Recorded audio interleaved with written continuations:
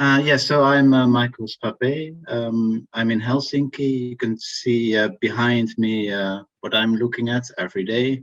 This is straight out of my room, picture taken today. So yeah, that's where we are. My background is I'm a experimental psychologist and now a cognitive neuroscientist. And I've approached this topic of virtual times a bit from my own background as someone who's into ideomotor theory. I'll explain what that means and how it bears on the topic of time perception. Yeah, so my partner is Ville Harjunen, who was on Thursday giving a talk, the last talk, I believe. Imtiaz, who does all our technical implementation, Miko, Antti, and our PIs, Julio and Niklas.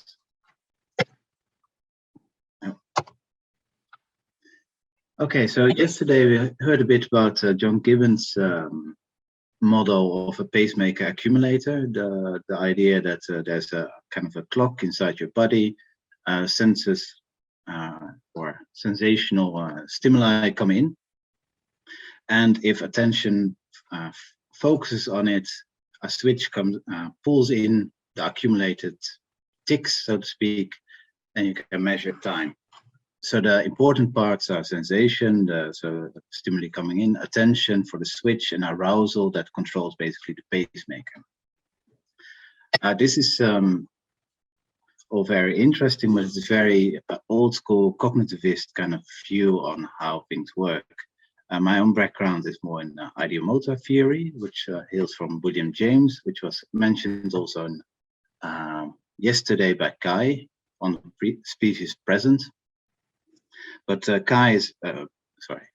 William James is also the founding father of ideomotor theory. So the idea that the motor system and action is very important for perception. You do things in order to achieve things, and you see things because you want to do things.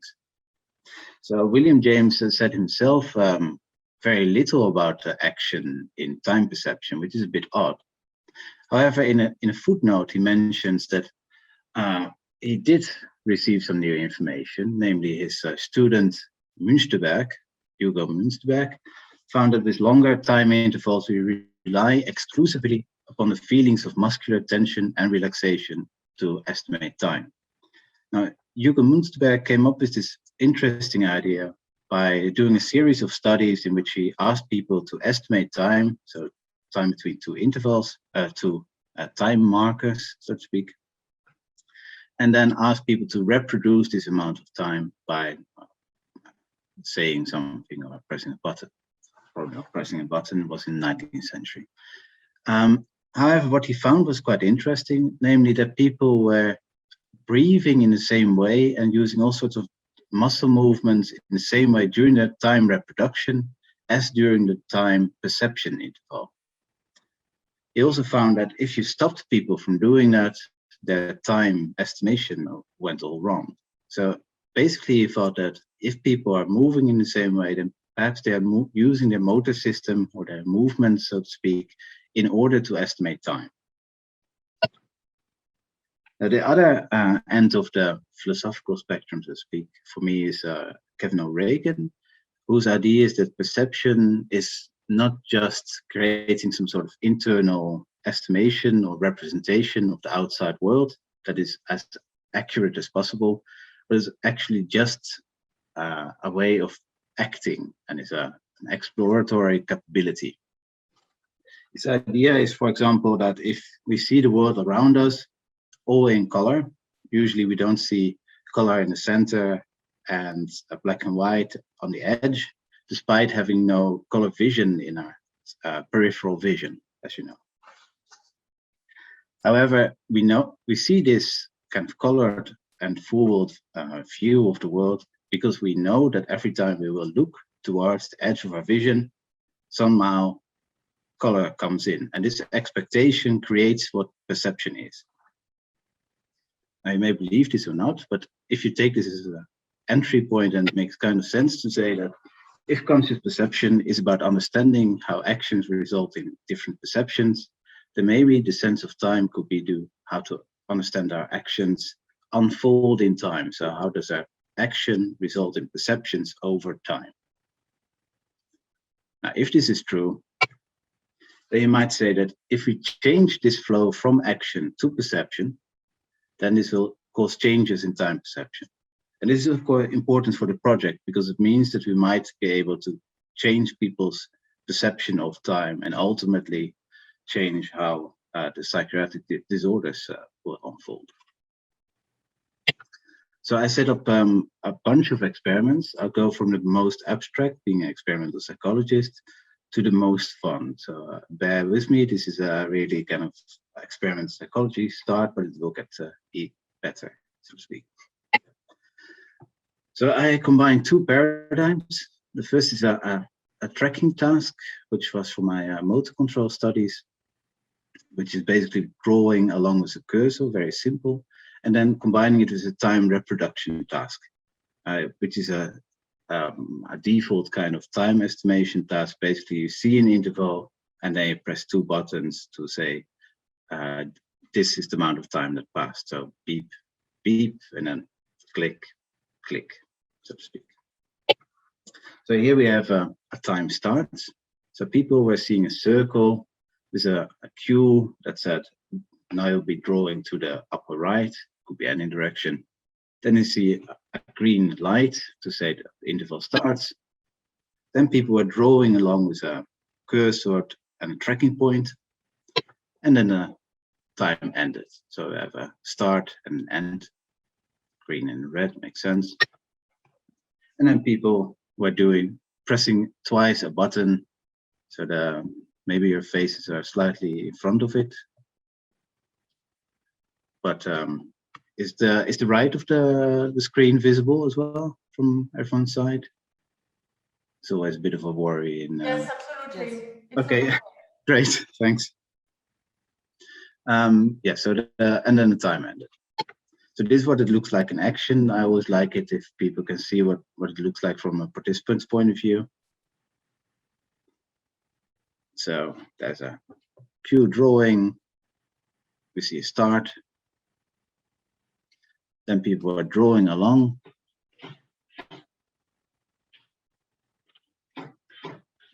And then there's an end.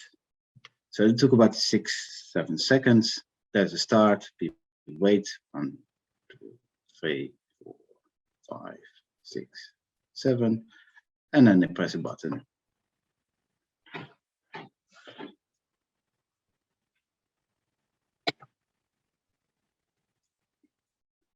So the entire sequence, it's a bit long, but the main part is this part, so the tracking part. Now the interesting part is not the tracking as such, but the various experimental manipulations built into the paradigm. So the start and end goal could either be near or far. That's the distance. And then more interesting, I built in a sort of resistance to movement. So either we're drawing a little along with a mouse or a pen. I used all kinds of things. And either a lot was drawn on the screen or a little. So I call it resistance. You might call it sensitivity if you work the other way around. And then I built in a delay. So either you were drawing and something immediately appeared, or you were drawing and then something a little bit later appeared. That could be kind of unconsciously a very short time later, or it could be a bigger time later, such as here, 333 milliseconds. Finally, I built in an angular perturbation to estimate what the effect of control was. So if you change the perturbation, it means that you draw one direction and you see the drawing going another direction. This is very annoying, and it takes quite a bit of effort to control for. So people start to spend more attention either on the drawing or on the time estimation, so to speak. Now, the results were that if people were drawing a lot, they suddenly estimated the time as more. I didn't know that back then, but it could be a kappa effect. The kappa effect refers to if there's a spatial interval between two markers, between two temporal markers, so between a flash here and a flash there. If the space is a lot, then the time is estimated as longer as well. This is a known psychophysics effect. More interestingly, there was also a similar effect of the resistance. So if people were drawing more, then suddenly they were estimating more time had happened, even though not more time had happened. So this could be maybe some sort of motor kappa effect, similar but a little bit different. And finally, delay worked the other way around. So if people were drawing and then there was time between the drawing and the vision on the screen, then suddenly people were estimating less time had happened. Now this I can account for with intentional binding. If you're familiar with this term, it means that if you do press a button and something happens due to pressing the button, then Patrick Haggard et al. Found that the button press is estimated later in time, and the thing that happened is estimated earlier in time. So the intention to do something seems to make cause and consequence go closer in time together. And finally, the perturbation did nothing at all. So despite it being more difficult, the task, it didn't change how people estimated the time. They made more errors, sure. So either you can say this is a kappa effect plus some sort of unknown yet motor kappa effect plus an intentional binding, or you could say the more distance, the more resistance, or the less delay, the more time is estimated. Or to put it even more simple, the more motor action, the more time is perceived. And this simple account can do all three different effects in one swift go. So if you believe that motor system activity itself changes how we perceive time, they might say that if we just ask people to imagine making motor motions, then perhaps they will change their time estimations. So in the next experiment, I asked people to do a prospective timing task. That is to say, I asked people to literally count time of a screen of stars. So this is the stars. And you can see these stars are slowing down progressively. They were either slowing down or speeding up. Now, at the same time, I asked people to do three things. Either they were asked to imagine walking slower and slower, well, while counting, or imagine running faster and faster while counting, or just passively watch while counting.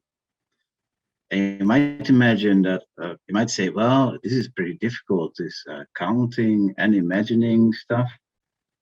You ask people to do two things at the same time. Isn't that tricky? But I've tried it several times, and I can actually walk and count at the same time. So it's not that hard, really. The results were quite simple and quite similar to the previous study. So if people were asked to run faster and faster, they also imagined more time had happened. If people were asked to walk slower and slower, they estimated less time had happened. A very significant effect across all different times. So there were people were either asked, the stars were either going for 7, 10, or 16 seconds. There's also a small effect of the star speeding up or down. And there was a little interaction, speeding up increased it. But these two things are different. So the star speeding up and the imagination are different effects. On the right, you see another plot of a slight sub-experiment of the same thing, in which I asked people to tap along instead of counting, because counting is a bit annoying. So I asked people, gave a counter a flashing light, and then removed the flashing light and asked people to count at the same speed while imagining walking or imagining running. And as people were imagining running, the time between two taps was progressively speeding up across time. That's what you see here. So you can see the blue line, the imagine fast is going down. That means the time between two steps is becoming shorter, so they speed up. So all in all, we can say that time is not just sensation or attention, but seems to involve some motor activity. I say that time is understanding how our perceptions are shaped by our actions across time. So if you feel this way, then you might say, well, perhaps then a turtle looks at time or feels time different from a hare, the turtle being slow. Now, the interesting part for our project then might be that can we turn somebody into a virtual turtle or a virtual hare? So in order to test whether my experiments have some sort of use for our project, we turn to our a new BCI kind of system. And here's the video. Can I make this video optimized as well? Optimize for video clips, that should help a bit.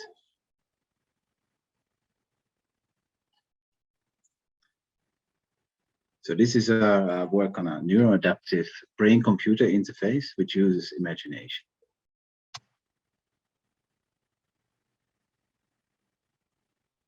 So, well, it has been, we have previously, Mark has said something about flow, and Kai as well.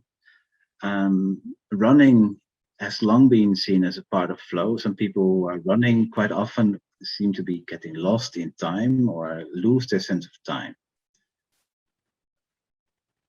So this project was kind of taking this idea a step further by, can we induce such a state by having people imagine running or walking and supporting this kind of imagination, even if they can't run or walk at the same time.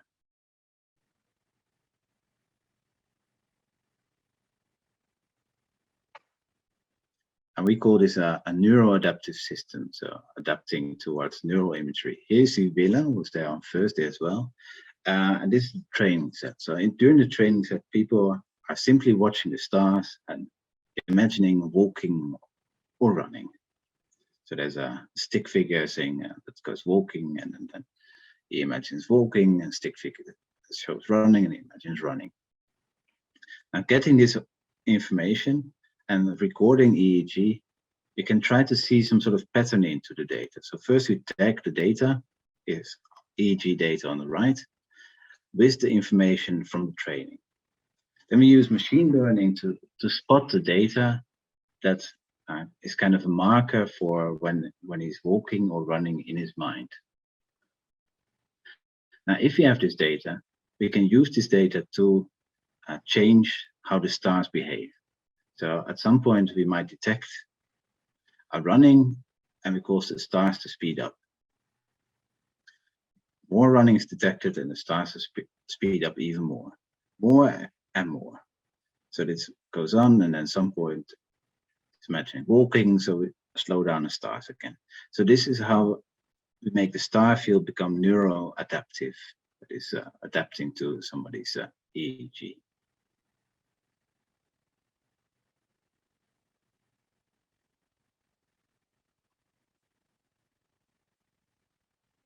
Okay. So the question is then, if this neuroadaptive visualization stuff changes how we experience flow, and if this changes time experience.